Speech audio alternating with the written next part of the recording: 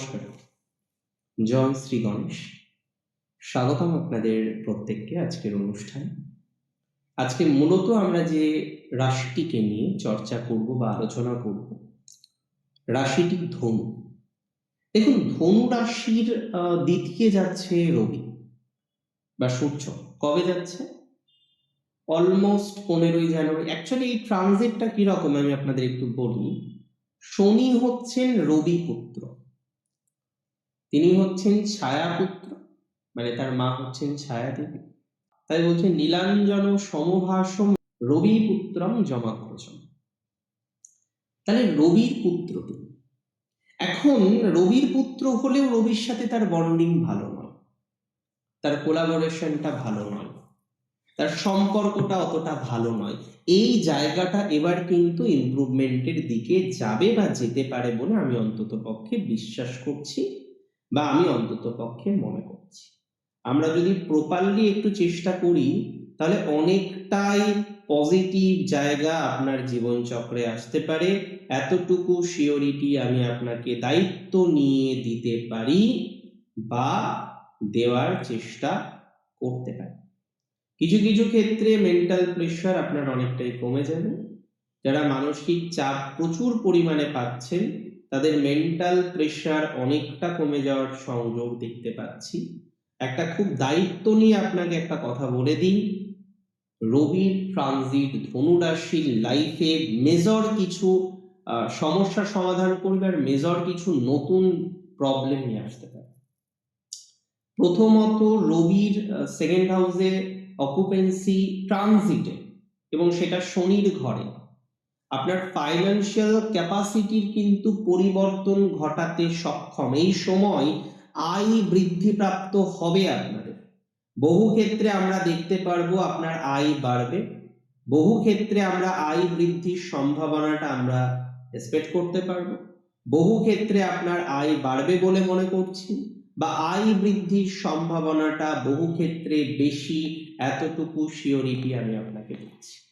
তবে আয় যেমন বাড়বে, কিপ ইন দ্য মাইন্ড, আয় বাড়বে, কনফার্ম বাড়বে, সোর্স ডেভেলপ করতে পারে, নতুন কোনো সোর্স থেকে আয় আসার সম্ভাবনাও রয়েছে, সেটিকেও আমি কোনোভাবেই ইগনোর করতে পারি না।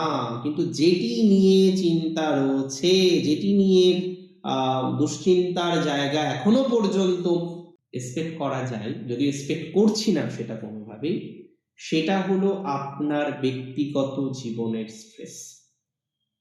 ব্যক্তিগত জীবনের স্ট্রেস অনেকটাই কিন্তু কমে যেতে পারে, এটা কিন্তু মাথায় রাখতে হবে বা মাথায় রাখার চেষ্টা করতে হবে। ব্যক্তিগত জীবনের স্ট্রেস আপনার কমে যাওয়ার প্রবাবিলিটি এই সময়ে কিন্তু রয়েছে। কিছু কিছু ক্ষেত্রে স্ট্রেস কমবে, আয় বাড়বে। সমস্যা যেটা দিতে পারে সেটি হলো নতুন লাইবিলিটিস। অনেকেই না আবেগ দিয়ে কাজ করতে পারেন এই সময়। নতুন করে কিছু একটা জিনিস পণ্য ক্রয় করলেন এবং নতুন লাইবিলিটিস আপনি নিয়ে নিলেন। পণ্য ক্রয় করলেন, লাইবিলিটিস নিলেন, সেই লাইবিলিটিস অনুসারে আপনাকে চলতে হলো। তাহলে পণ্য ক্রয় করলেন,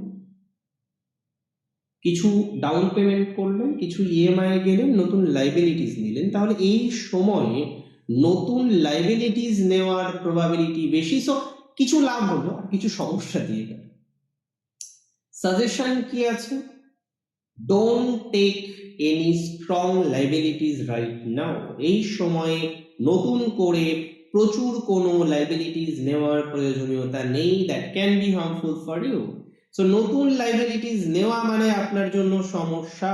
সো প্লিজ নতুন করে কোনো লাইবিলিটিস নেবেন না, লাইবিলিটিস নেওয়ার দরকার নেই, মাথায় রাখুন। মাথায় রাখতে হবে এই সময়ে আপনারা যারা যুক্ত রয়েছেন চাকরিতে, সরকার রবি সংক্রান্ত বিষয়, বা যারা হয়তো কাষ্ঠের কাজ করেন, যারা হয়তো কাজ করেন বেসরকারি কিন্তু সরকারের সাথে অ্যাটাচড আছে, বা যারা পলিটিক্সে আছেন, this is a very great time. Political পাওয়ার বাড়তে পারে এই সময়, পলিটিক্যাল যোগাযোগ এই সময় এক্সট্রিম লেভেলে বাড়তে পারে।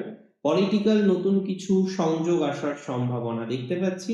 পলিটিক্স থেকে ভালো ফল এই সময় আপনি 100% পাবেন, এতটুকু কিন্তু শিওরিটি রাখুন। পলিটিক্যাল জায়গাটা জানেন তো দিন শেষে ভালো যাবে আপনার। পলিটিক্যাল ক্যারিয়ার বা বিষয়ে আপনার একটা অ্যাচিভমেন্ট আমরা এক্সপেক্ট করছি। পলিটিক্যাল জায়গা নিয়ে একটা সুন্দর, সুস্থ, স্বাভাবিক জায়গা এক্সপেক্ট করছি। পলিটিক্যাল জায়গা নিয়ে মোরাললেস আপনি হ্যাপি থাকতে পারবেন। Take my surety and assurity both.